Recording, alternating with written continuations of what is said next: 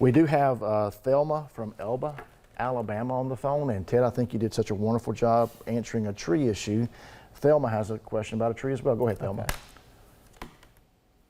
I have trees that's tall in the air, and they grow over a circle, like a circle in the air, on my neighbor's side, and their trees grow over on my side. So I'm the one got to have it paid to cut down, or do I inquire to my homeowner insurance?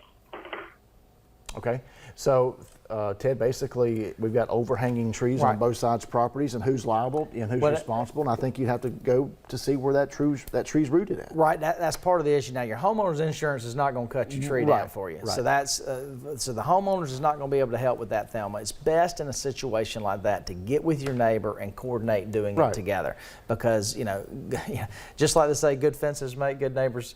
Conversations and communications make good neighbors as well. And so it sounds like you have a situation where maybe you have trees that are overgrowing on both sides. And as a general rule, as the person that has the tree rooted, you need to make sure and take care of that. But you do have rights to make sure and keep the airspace above your property clear as well.